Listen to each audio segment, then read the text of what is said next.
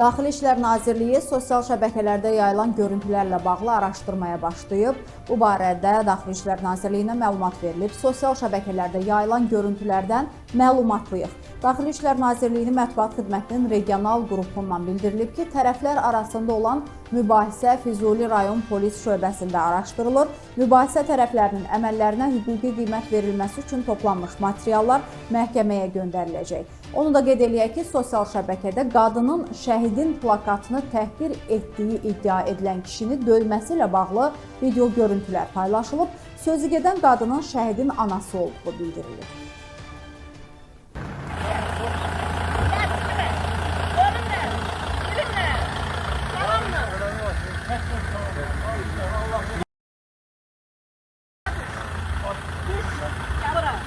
Çəkiliş eləməyin lan. Eləməyin, ya, kişilik.